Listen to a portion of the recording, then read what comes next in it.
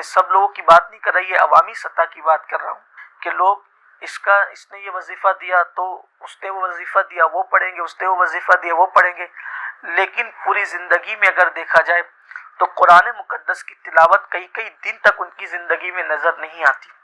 وظائف یقیناً پڑھے جانے چاہیے، لیکن کیا کوئی وظیفہ قرآن مقدس سے بڑھ کر بھی ہو سکتا ہے؟ اس کی افادیت اور اس کی اہمیت میں وظائف کا قطعاً منکر نہیں، وظائف کی بڑی اہمیت ہے۔ ویسے الحمدللہ سلسلہ عالیہ قادریہ برکاتیہ میں اکثر وظائف جو سراج العوارف میں سرکار نور رحمۃ اللہ علیہ نے لکھے ہیں، وہ اکثر وظائف کا تعلق قرآنی آیتوں سے ہے۔ تو اگر ایسے وظائف ہم کریں گے تو اس کی بڑی برکتیں ہمیں نصیب ہوگی۔ اسی طرح امام اہل سنت علیہ رحمت و رضوان نے الوظیفۃ الکریمہ میں بھی ان وظائف پر زور دیا ہے جن میں اکثر قرآنی آیات ہے یا احادیث میں جو ہے وہ دعائیں، مسنون دعائیں موجود ہیں۔ اس کی طرف ہماری قوم کو توجہ کرنا چاہیے۔ وجہ یہ ہے کہ عام انسان یا کسی شیخ کے دیے ہوئے وظیفے کی برکت اپنی جگہ ہے، لیکن جو رسول اللہ سے ڈائریکٹ ملے یا قرآن مقدس کی جو آیتیں ہوں تو پھر اس کی برکتیں عظیم ہوتی ہیں۔ حالانکہ میں یہ بات کہہ چکا کہ وظائف سے میں منکر نہیں ہوں، لیکن ہماری پوری توجہ، بلکہ آج کل یہ دیکھنے میں آتا ہے کہ اگر کوئی چیز صرف گھر سے دیکھ کر نکلنے کی بات ہوتی ہے تو لوگ اس کو پابندی سے کرتے ہیں، لیکن اگر ان کو یہ کہا جائے کہ بسم اللہ شریف پڑھ کر گھر سے باہر نکلو تو محفوظ رہو گے، تو اس وقت ان کی کیفیت بدل جاتی ہے۔ وجہ یہ ہے کہ ان کا یقین جو ہے وہ اس سے کسی اور چیز پر پختہ ہو رہا ہے۔ حالانکہ یہ بھی قوم کی فکر اور ذہنیت بنتی جا رہی ہے کہ جو چیز بہت مشکل ہوگی وہ بہت مفید ہوگی۔ حالانکہ ہمارا دین آسان ہے، آدمی سے بسم اللہ پڑھ کر گھر سے نکل جائے، اور اگر آیت الکرسی پڑھ لے تو پھر کیا کہنے، لیکن اگر اس کو آیت الکرسی یاد نہیں ہے، اس سے بسم اللہ پڑھ کر بھی گھر سے نکلے تو بھی اللہ تبارک و تعالیٰ اس کی حفاظت فرماتا ہے۔ بڑی برکتیں ہیں۔ بلکہ حضرت سیدی خواجہ بندہ نواز گیسو دراز رحمۃ اللہ علیہ نے تو یہاں تک فرمایا ہے کہ کسی کام میں جب کوئی مومن بسم اللہ شریف پڑھتا ہے تو گویا کہ اللہ تبارک و تعالیٰ کے کن کہنے کی برکتیں اس کے اس بسم اللہ شریف پڑھنے کو نصیب ہو جاتی ہے۔ یعنی جیسے اللہ تعالیٰ فرماتا ہے کن ہو جا تو وہ کام ہو جاتا ہے، ویسے مومن جب اللہ کا نام بسم اللہ شریف کسی کام کے شروعات میں کرتا ہے تو اسے کبھی ناکامی نصیب نہیں ہوتی بلکہ وہ کامیابی ہوتا ہے۔ یہ ہمارے بزرگوں کی تعلیم ہے۔ اسی لیے آج کل جو ہمارا قرآن مقدس سے رابطہ کمزور ہوا یا مسنون دعاؤں سے یا مسنون وظائف سے رابطہ کمزور ہوا تو اہل بدعت کو یہ کہنے کا موقع ملا کہ ان کا قرآن و سنت سے کوئی تعلق نہیں ہے، صوفیہ کا۔ حالانکہ ہمارے جتنے اکابرین ہیں ان کا قرآن و سنت سے جتنا گہرا تعلق رہا ہے، اہل بدعت کبھی اس کا تصور بھی نہیں کر سکتے۔ تو میری گزارش یہاں پر یہ ہے کہ آپ دیکھیں خواجہ عثمان ہروری رحمۃ اللہ علیہ کا انداز کہ روزانہ دن بھر میں ایک قرآن شریف اور رات بھر میں ایک قرآن شریف۔ کبھی سوچے کہ کیا سال بھر میں ہم ایک قرآن شریف بھی ختم کرتے ہیں؟ سال بھر میں وہ ہر دن ایک قرآن شریف ختم کرے۔ بلکہ میرے سامعین کو اور ناظرین سے میں یہ پوچھنا چاہتا ہوں، اولیاء اللہ کے نام لیواؤں سے اور اولیاء اللہ کے نام کے نعرے لگانے والوں سے پوچھنا چاہتا ہوں، وہ ہر دن قرآن شریف اور ہر رات قرآن شریف ختم کرتے ہیں۔ اگر ہم یہاں اپنے ایمان والے سینے پہ ہاتھ رکھ کر سوچ لیں کہ آج سے پہلے ہم نے قرآن مقدس کو ہاتھ کب لگایا تھا، کب چھوا تھا؟ کسی کا تیجا ہو تو لوگ قرآن لے کر بیٹھتے ہیں، کسی کے گھر کا افتتاح ہو تو قرآن خوانی میں لوگ قرآن لے کر بیٹھتے ہیں، جہیز میں قرآن شریف دیا جاتا ہے۔ یہی ہو گیا ہے، یا زیادہ سے زیادہ رمضان المبارک میں قرآن شریف کی تلاوت ہوتی ہے۔ 11 مہینے قرآن مقدس سے ہم دور کتنے ہیں؟ تو اس پر ہمیں سوچنا چاہیے کہ اولیاء اللہ قرآن سے کتنا قریب تھے اور ہم قرآن مقدس سے کس قدر دور ہو گئے۔ اور یہ قرآن اللہ کی بارگاہ میں شکایت کرے گا کہ اے اللہ یہ لوگوں نے مجھے چھوڑ دیا تھا۔ بلکہ حضور اکرم صلی اللہ علیہ وآلہ وسلم کے حوالے سے بھی قرآن میں بیان کیا گیا، جس کا مفہوم یہ ہے کہ حضور اکرم صلی اللہ علیہ وآلہ وسلم اللہ کی بارگاہ میں شکایت کریں گے کہ اللہ میری قوم نے قرآن مقدس کو چھوڑ دیا تھا۔ کیا قرآن چھوڑنے کی چیز؟ آپ غور فرمائیں۔ تو اس لیے ہم نہیں ایک دن میں پورا قرآن شریف ختم کر سکتے اور ہمارے اندر اتنی طاقت بھی نہیں ہے، اور ایک رات میں نہیں ختم کر سکتے، تو کم سے کم ہم روزانہ قرآن مقدس کا ایک صفحہ تو پڑھ سکتے۔ قرآن شریف میں ایک سورت ہے، اگر سونے سے پہلے اس سورت کو آپ پڑھ لیں، روزانہ پڑھنے کی عادت ڈالیں، تو یہ سورت کی تاثیر یہ ہے کہ آپ جو سوچو گے وہ ہوگا، جو سوچو گے وہ ہوگا۔ اس سورت کا نام ہے سورہ مزمل۔ 2 رکوع پر مشتمل ہے یہ سورت، اور 5 منٹ سے بھی کم کا وقت لگتا ہے۔ 5-6 دن اگر آپ اس کو ریگولر پڑھیں گے نا سورہ مزمل کو، تو آپ کو یہ زبانی یاد ہو جائے، اور آپ سورہ مزمل پڑھنے کے عادی بنے، جادو سے بچیں گے، سحر سے بچیں گے، بلاؤں سے بچیں گے، یہ ہے۔ پھر بھوکمری سے بچنا ہے، فاقہ کشی اور غربت سے، یعنی مالدار بننا ہے۔ سوتے ٹائم سورہ واقعہ کی تلاوت ہے۔ سورہ واقعہ مالدار بنانے والی سورت۔ ایک مرتبہ حضرت سیدنا عبداللہ ابن مسعود رضی اللہ تعالیٰ، آپ کے وصال کا وقت قریب تھا، حضرت سیدنا عثمان غنی آپ کے گھر گئے، اور جانے کے بعد کہنے لگے، بھائی عبداللہ آپ کی بڑی دینی خدمات ہے، اب ایسا لگتا ہے کہ تم دنیا میں زیادہ دن تک نہیں رہو گے، اور تمہاری بیٹیاں ہیں، اور آپ مجھے وصیت کر دیں کہ میں آپ کی بیٹیوں کے لیے کیا خدمت کر سکتا ہوں۔ حضرت عبداللہ ابن مسعود اٹھ کر بیٹھ گئے، کہنے لگے، عثمان میرے بھائی یاد رکھو، میری بیٹیاں کبھی بھوکی نہیں رہے گی، میری بیٹیاں کبھی فاقے سے نہیں رہے گی، میری بیٹیوں کو کبھی مال کی تنگی نہیں ہوگی، آپ پیسوں کی بات نہ کریں۔ حضرت عثمان غنی نے کہا، کیوں عبداللہ، ہم تو یہ سمجھ رہے تھے کہ تمہارے پاس مال نہیں ہے، اتنے یقین سے جو بات کہہ رہے ہو ایسا لگتا ہے کہ شاید تم نے بیٹیوں کے لیے بہت مال اکٹھا کر رکھا ہے۔ عبداللہ بن مسعود کہتے ہیں، نہیں، بیٹیوں کے لیے مال اکٹھا نہیں کیا ہے، مجھے اپنے نبی کے فرمان پہ بھروسہ ہے۔ اللہ کے رسول علیہ السلام نے فرمایا کہ جو سونے سے پہلے سورہ واقعہ کی تلاوت کر لے گا اس کے گھر میں کبھی فاقہ کشی نہیں ہو سکتی۔ میں نے میری بیٹیوں کو سورہ واقعہ کی تلاوت کرنے کا عادی بنا دیا ہے، جب تک وہ سورہ واقعہ پڑھتی رہے گی انشاءاللہ کبھی ان کو فاقہ کشی کی نوبت نہیں آئے گی۔ یہ صحابہ کا یقین تھا۔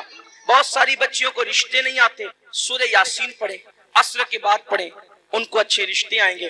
قرآن میں سب ہے لیکن قرآن پڑھنا نہیں چاہتے، تعویذ لینا چاہتے ہیں، تعویذ لینا چاہتے ہیں، وظیفے پڑھنا چاہتے ہیں۔ قرآن سے بڑھ کر کون سا وظیفہ ہے وہ بتائیں نا آپ، قرآن سے بڑھ کر کون سا وظیفہ ہے؟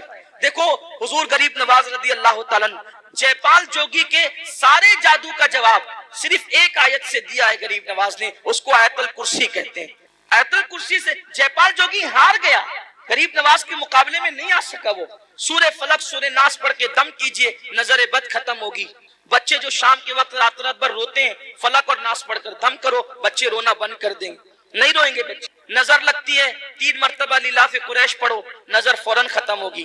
اب آپ کہیں گے ہم تو کرتے ہیں نا لیکن اثر نہیں ہوتا، یہی بات خاص ہے۔ یہ بات ایک مجھے بہت خوبصورت بات یاد آئی، ہمارے مرشد آبرو سلسلہ چشتیہ شہباز اولیاء حضرت سیدی بابا فرید الدین گنج شکر رضی اللہ تعالیٰ، یہ سلسلہ چشتیہ کی آبرو ہے بابا فرید، بڑے پیارے بزرگ ہیں بابا فرید الدین۔ غریب نواز نے کہا تھا، قطب الدین ایسے شہباز کا تو نے شکار کیا ہے کہ اس کے ذریعے سے قیامت تک تیرا نام زندہ رہے گا۔ بابا فرید کے پاس ایک عورت آئی اور آ کر کہتی، سرکار میری بیٹی کی شادی، پیسوں کا انتظام نہیں، سرکار انتظام کر دیں۔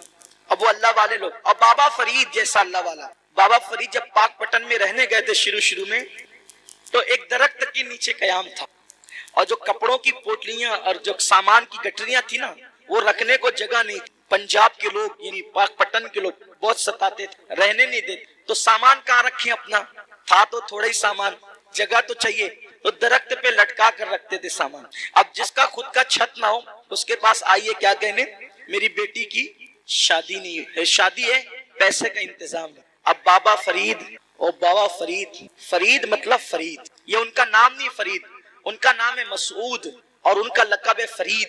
فرید کا مطلب ہوتا ہے یکتا، بے ہمتا، کوئی ہمسر نہیں، کوئی ثانی نہیں۔ ان کے دور میں وہ تھے فرید الدین۔ بڑھیا آئی، آنے کے بعد کہا پیسوں کا انتظام نہیں۔ سرکار بابا فرید نے کہا ایک کام کر مائی، وہ سامنے جو ڈھیلا پڑا ہے نا مٹی کا، وہ ڈھیلا میرے پاس لا۔ وہ ڈھیلا لائی، فرمایا پکڑ اس کو۔ اس نے ڈھیلا پکڑا، بابا فرید نے سورہ فاتحہ پڑھی 3 بار۔ کتنی بار؟ کون سی سورت؟ سورہ فاتحہ کا مطلب زور سے بولیے، الحمدللہ ہی سب کو یاد ہے نا۔ سورہ فاتحہ 3 بار پڑھی، دم کیا، فرمایا اس کو ڈھانک لے اور گھر جا کے کھولا۔ ڈھانک لیا، گھر جا کر کھولا تو وہ سونا بن گئی، مٹی کیا بن گئی؟ سونا بن گئی۔ اب وہ شادی بھول گئی، انسان تو لالچی ہوتا ہے۔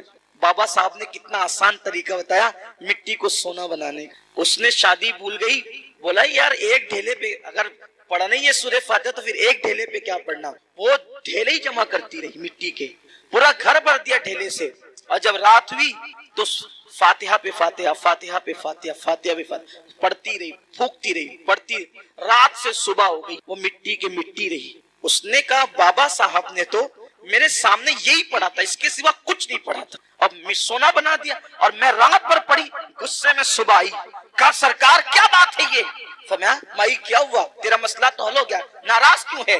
کہا کہ آپ نے سورہ فاتحہ پڑھا تو مٹی سونا بن گئی، میں پوری رات، آپ نے صرف 3 بار پڑھا تھا، میں پوری رات پڑھ پڑھ کے پھونکتی رہی، وہ مٹی کی مٹی رہی۔ اور صحیح بتانا آپ نے فاتحہ کے سے کچھ پڑھا تھا؟ کہا نہیں فاتحہ ہی پڑھا تھا، کچھ نہیں پڑھا۔ تو کہا کہ آپ پڑھتے تو سونا، ہم پڑھتے تو مٹی۔ بابا صاحب نے مسکرا کے کہا او مائی فرید جیسی زبان تو لا، فرید جیسی زبان تو لا۔ کسی کو ٹائیفائڈ ہوتا ہے، ٹائیفائڈ کا مزہ، چائے پیتا ہے تو کیسی لگتی ہے؟ کڑوی۔ کیسی لگتی ہے؟ بولو چائے کڑوی ہے کہ زبان کڑوی ہے؟ کیا کڑوی؟ آدمی کہتا ہے چائے کڑوی ہے، آدمی کیا کہتا ہے؟ چائے کڑوی نہیں ہے، اگر چائے کڑوی ہوتی تو سب کو کڑوی لگتی، تیری زبان کڑوی ہو گئی ہے۔ کیوں؟ کیونکہ تجھے بیماری ہے، بیماری کی وجہ سے تجھے چائے کڑوی لگ رہی ہے۔ ایسے ہی جیسے ٹائیفائڈ والوں کو چائے کڑوی لگتی ہے، ویسے ہمیں گناہوں کا ٹائیفائڈ ہو گیا ہے۔ جس دن یہ گناہوں کا ٹائیفائڈ ختم ہو جائے گا، ہم بھی سورہ فاتحہ پڑھیں گے اور مٹی سونا بنتی چلی جائے گی۔ لیکن کوئی بیماری کے یہ گناہوں کے ٹائیفائڈ سے نکلے تو صحیح۔ دیکھو جو لوگ قرآن پڑھتے ہیں، قرآن ان کے چراغ بھی لوگ نہیں بجھا سکتے۔ میں نے بار بار اپنی قوم سے کہا کہ لوگ حیران ہیں، کرونا وائرس، ایک بھوت سوار ہو گیا کرونا وائرس کا، کرونا وائرس، پھر یہ وائرس اور وہ وائرس، سارے وائرس، یہ وائرس میں پریشان ہے۔ ارے نادان، سوچ تو صحیح، کوئی بستی سے نکال دے گا، کوئی یہ کر دے گا، کوئی مار ڈالے گا، کوئی قتل کر دے گا، کوئی لوٹ لے گا، کوئی یہ کرے گا، وہ یار کوئی کچھ نہیں کرے گا۔ اللہ کی کتاب پکڑو، اللہ کی کتاب پکڑو، تمہارے جلائے ہوئے چراغ بھی کوئی بجھا نہیں سکتا۔ آپ کو مٹانا آسان نہیں ہے، قرآن پکڑ کر دیکھو۔ کیا وہ مشہور سا واقعہ میرے مرشد سیدی شمس الدین ترک پانی پتی کا نہیں سنا کہ سرکار صابر کلیئر نے کہا تھا بابا شمس جب تجھ سے کرامت کا ظہور ہو سمجھ جانا میرا انتقال ہو گیا، اور آ جانا پھر سیدھے کلیئر، اور پھر میرا انتقال ہو چکا ہوگا، لیکن مجھے ہاتھ نہیں لگانا۔ شمس الدین ترک پانی پتی گئے، دن بھر فوج میں کام کرتے تھے، رات کو قرآن پڑھتے تھے۔ بادشاہ حملے پہ حملے کر رہا تھا، ناکام ہو رہا تھا۔ ایک دن بادشاہ نے رات کے وقت ہاتھ اٹھا کے دعا کی، مولا کامیابی نہیں ملتی، ارشاد ہوتا ہے طوفان آئے گا اور جس کا چراغ طوفان میں بھی جل رہا ہوگا۔ یہ تو آپ نے بار بار سنا، اس کا اینڈ سن لے آپ، آج خاص اس کا اینڈ سن لے، شاید اس کا اینڈ آپ نے نہیں سنا ہوگا اب تک، کم سے کم مجھ سے تو نہیں سنا ہوگا، اس کا اینڈ سن لے آپ۔ بادشاہ سے کہا طوفان آئے گا، چراغ نہیں بجھے گا۔ بادشاہ طوفان کا انتظار کرنے لگا، طوفان آیا، بادشاہ باہر نکلا تو خیمے سب کے اڑ گئے تھے، دیکھا کہ ایک چراغ جل رہا ہے، اور وہاں بیٹھ کر قرآن پڑھنے والا قرآن پڑھ رہا ہے۔ بابا شمدین کیا کر رہے تھے؟ قرآن پڑھ۔ وہاں گئے، پیر پکڑ لیے، سرکار آپ دعا کر دے قلعہ فتح ہو جائے۔ فرمایا تو کسی غلط جگہ آ گیا، یہاں کیا ہے؟ تو کہا کہ حضور مجھے بتایا گیا خواب میں کہ جو صاحب کرامت ہوگا اسی کی دعا قبول ہوگی۔ کہا کہ صاحب کرامت بہت لوگ ہیں، میں تھوڑی۔ تو کہا کہ توجہ تو کریں، اس سے بڑی کرامت کیا ہوگی کہ لوگوں کے خیمے اڑ گئے اور آپ کا چراغ بھی نہیں بجھتا، یہ چراغ جل رہا ہے۔ وہ چراغ کیوں جل تھا؟ حضرت شمس کا چراغ کیوں جل رہا تھا؟ چراغ اس لیے جل رہا تھا کہ وہ چراغ کی روشنی میں قرآن پڑھ رہے تھے۔ چراغ کی، یہاں تو لائٹ کی روشنی میں بھی قرآن نہیں پڑھتے، وہ لوگ چراغ کی روشنی میں قرآن پڑھتے۔ تو میری گزارش ہے قرآن کو عام کیا جائے، قرآن کو عام کریں، قرآن پڑھیں، قرآن پڑھائیں۔ اللہ تعالی ہم سب کو قرآن پڑھنے کی توفیق عطا فرمائے۔ اور آج کی اس مبارک محفل میں عہد کر لیں کہ اپنے گھر کے ایک ایک بچے کو توجہ میری طرف کر لیں۔ بس اب اختتام ہو گیا، یہ جج حضرات تشریف لے آئے ہیں، جب جج آ جاتے ہیں تو پھر اپنی ضرورت نہیں رہتی، اور یہ لوگ مجھے بٹھاتے اس لیے کہ جب تک جج نہیں آئے تب تک بیٹھے۔ یہ کوئی تقریر سننے کے لیے تھوڑی بٹھایا ہے یہ تقریر کہا کہ جج آئے تب تک بولیے نا، تو ہاں جزاک اللہ، بڑی نوازش، اللہ آپ لوگ کو محبت و سلامت رکھے۔ اصل زندگی ہنس بول کے گزارنے کا ہی نام۔ ہاں غصے گرمی والے لوگ چڑچڑے ہو سکتے ہیں، متقی نہیں ہو سکتے۔ حضور سب سے بڑے متقی تھے، لیکن سب سے زیادہ مسکراتے رہیے، مسکراتے رکھیے۔ جس کی تسکین سے، میرے امام نے کہا جس کی تسکین سے روتے ہوئے ہنس پڑے اس تبسم کی عادت پہ۔ میری گزارش ہے سنی دعوت اسلامی جیسی تحریک آپ کے یہاں اللہ کے کرم سے موجود ہے، ہمارے یہاں موجود ہے، اپنے گھر کے ایک ایک بچے کو عالم دین حافظ قرآن اللہ کے لیے بنائیے، آپ کا گھر محفوظ ہو جائے گا۔ اگر آپ کا بچہ حافظ قرآن بن گیا نا، حافظ قرآن، تو وہ اپنے گھر کے خاندان کے 700 لوگوں کے ایسے 700 لوگوں کی بخشش کرائے گا جن پر جہنم کا عذاب لازم ہو چکا ہو، یعنی جن کے لیے فیصلہ ہو گیا کہ یہ جہنم میں جائے گا، وہ حافظ قرآن اللہ سے کہے گا مولا میں حافظ تھا نا، یہ میرے خاندان کا آدمی، اس کو بخش دے، اللہ کہے گا جا تیری وجہ سے بخش دے۔ 700 لوگ، وہ اتنوں کو لے جائے گا تو اس حافظ کا مرتبہ کیا ہوگا اور اس کے ماں باپ کا مرتبہ کیا ہوگا، سبحان اللہ، کیا مرتبہ ہوگا اس کے ماں باپ کے سر پر ایسا نورانی تاج رکھا جائے گا کہ اس کی روشنی سے پورا میدان محشر منور ہو جائے گا۔ اور اتنا آسان ہے بھائی، کتنا آسان ہے۔ میں یہ نہیں کہہ رہا ہوں آپ کو اسکول سے ہٹا لو، نہیں، اسکول پڑھتے ہوئے حافظ ہے۔ یہاں جتنے بچے اسکول پڑھتے ہوئے حفظ کر رہے ہیں ذرا کھڑے ہو جاؤ تو، یہ سب بچے اسکول پڑھ کے حفظ کر رہے ہیں، اور اس میں سے 6 بچے اس سال حافظ قرآن میں، کتنے؟ 5 بچے، معاف، جامعہ پہ 6 تھے، یہاں 5۔ وہ کون بچے؟ 5 بچے، آپ بیٹھ جاؤ، وہ 5 کون ہیں جو اس سال حافظ ہوئے یہاں سے؟ یہ 5 بچے۔ بیٹا تم کیا پڑھ رہے ہو؟ 10ویں پڑھ رہے ہیں، کیا نام بیٹے؟ عقیل احمد۔ تم کیا پڑھ رہے ہو بیٹا؟ کالج میں کیا کر رہے ہیں؟ یہ سی اے بن رہے ہیں اور حافظ قرآن ہو چکے ہیں۔ تم کیا کر رہے ہو بیٹا؟ اسکول پڑھ چکے ہیں، کون سی کہاں تک پڑھے ہو؟ 10ویں تک پڑھ کر انہوں نے قرآن حفظ کیا۔ تم بیٹا یہ 11ویں 8ویں، ہمارے ساتھی ہیں، پرانے ساتھی عبدالرشید بھائی، یہ ان کا بیٹا ہے محمد رضوان۔ ہاں میں بھی سوچ رہا تھا وہاں بیٹھے بیٹھے، یہ آخری میں انہوں نے پڑھا نا، پورا حفظ ہو گیا ان کا مکمل۔ میں نے سوچا اس کے باپ کا نکاح میں نے پڑھایا تھا، اب یہ اتنا بڑا ہو گیا کہ اس کا نکاح پڑھانے کا وقت ہے۔ اللہ تعالیٰ نے مجھے بھی کتنی عمر عطا فرمائی، اس کے باپ کا نکاح بھی پڑھاؤ، اس کا ہی پڑھاؤں گا انشاءاللہ، اس کے بیٹے کا بھی پڑھاؤں گا۔ کیا نام ہے بیٹا تم کیا کر رہے ہو؟ 11ویں یہ بھی پڑھ رہے ہیں آرٹس میں، اور یہ حافظ قرآن۔ یہ 5 بچے، یہی اسکول نہیں چھوڑنا، اسکول پڑھتے ہوئے دین دنیا دونوں ساتھ ساتھ بیٹھو۔ یہ میں نے اسی منبر پہ بیٹھ کر ختم قرآن کے وقت ایک بات کہی تھی کہ ہم وہ دور چاہتے ہیں کہ جو تراویح پڑھانے والا ہو وہ ڈاکٹر ہو، ٹیچر ہو، وکیل ہو، انجینئر ہو۔ انشاءاللہ یہ منظر آپ چند سالوں کے اندر اندر دیکھیں گے۔ آپ کا تعاون چاہیے، آپ کی مدد چاہیے۔ مدد اور تعاون میں یہ نہیں کہہ رہا ہوں کہ چندہ دے کر کرو، چندہ دینا ہو دو، مت دینا ہو مت دو، چندے کی کوئی بات نہیں ہے۔ دین کا کام اللہ رسول کی مدد سے چلتا ہے۔ اپنے بچے دو ہمیں، اپنے بچے، آپ سے ہمیں یہ تعاون چاہیے کہ آپ کے بچے چاہیے ہمیں، اور جیسے آپ اسکول کے لیے اپنے بچوں کو تنبیہ کر کر کے بھیجتے ہیں ویسے مدرسے میں بھیجیے یہاں۔ اور رپورٹ مفتی صاحب نے کہا نا ہر مہینہ رپورٹ جاری ہے، محنت ہو رہی ہے۔ دارالعلوم میں جو بڑے دارالعلوم میں جو تنخواہ دی جاتی ہے سنی دعوت اسلامی وہ اس مدرسے میں دے رہی ہے پارٹ ٹائم پڑھانے والوں کو، وجہ کہ بچے اچھے سے تعلیم حاصل، سلسلہ جاری رہے، مضبوط تعلیم ہو تو ماں باپ کے سر پہ تاج ہوگا، تاج۔ کچھ آخرت کے لیے کر لو۔ آپ کا بچہ، میں یہ تھوڑی کہتا حافظ بننے کے بعد آپ امامت ہی کرائیے، ارے حافظ بننے کے بعد آپ اس کو کرانہ دکان پہ بٹھائیے، سال بھر کرانہ دکان سنبھالے گا، اس کے بعد وہ رمضان شریف میں تراویح پڑھائے گا۔ اورنگزیب سال بھر حکومت سنبھالتے تھے اور رمضان شریف میں دلی کی جامع مسجد میں تراویح پڑھاتے تھے۔ اور کیسے حافظ بنے؟ اب وہ بات پوری بول کے پوری کر دیتا ہوں، ختم کر دیتا ہوں۔ جو لوگ سن چکے ہیں وہ سن چکے، جو نہیں سنے ان تک پہنچے۔ میری بہنوں تک میری آواز پورے شہر میں پہنچ رہی ہے۔ ماؤں سے بھی کہتا ہوں جنتی بننا ہے، موقع ہے، اپنے بچوں کو عالم حافظ بناؤ، آپ کے لیے نجات کا ذریعہ بنے گا آپ کا بچہ۔ اورنگزیب کے بیٹے حافظ قرآن بنے، حافظ قرآن بنے تو اورنگزیب نے کہا جاؤ بیٹا دادا کو سلام کر، یعنی شاہ جہاں کو، کس کو؟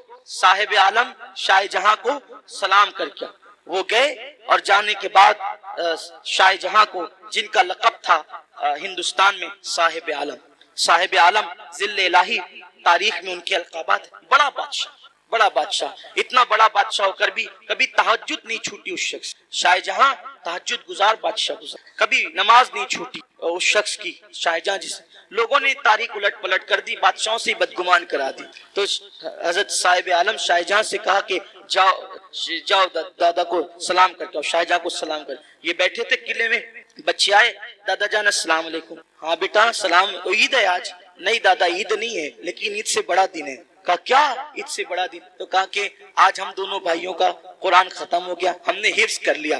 کہا چلو بھاگو یہاں سے۔ اور دادا جی حفظ کیا نا؟ کہا ہاں اسی لیے بھگا رہا ہوں۔ کہا کیوں؟ اس میں تو بیٹا تیرے باپ کا فائدہ ہے، ہمارا کیا فائدہ ہے؟ تیرے باپ کے سر پہ جنت کا تاج سجے گا نا، ارے اس دن مجھے خوشی ہوتی کہ میرا بیٹا بھی حافظ قرآن ہوتا۔ بچے گئے ابا دادا ایسا ایسا کہہ رہے تھے۔ کہا بیٹا تیرے دادا کو جا کے کہہ دے کہ بابا کے سر پہ بھی انشاءاللہ تاج ہوگا، میں بھی آج سے حافظ قرآن بنوں گا۔ اور حکومت سنبھالتے ہوئے صرف 6 مہینے میں اورنگزیب نے قرآن شریف یاد کر لیا۔ بھائیو وہ حکومت سنبھال کر کے 6 مہینے میں قرآن حفظ کر سکتے ہیں اورنگزیب، تو ہم لوگ کرانہ دکان سنبھال کر نہیں کر سکتے، ہم لوگ دکان چلا کر نہیں کر سکتے۔ ارے آپ سوچیں حضور تاج الشریعہ اتنے بڑے عالم دین ماضی قریب کے بزرگ، انہوں نے جب ان کی آنکھوں کی بینائی انتہائی کمزور ہو گئی تھی تب قرآن شریف یاد کرنا، پوری دنیا کا دورہ کر رہے ہیں، فتویٰ دے رہے ہیں، پڑھا رہے ہیں اور اردو کتابوں کو عربی میں کروا رہے ہیں، اس کے ساتھ قرآن حفظ بھی کر رہے ہیں، اور دنیا سے جاتے جاتے انہوں نے جانے سے پہلے پورا قرآن ختم کر۔ آدمی کرنا چاہے تو کر سکتا ہے۔ میں بہت مصروف ہوں، ارے کیا مصروف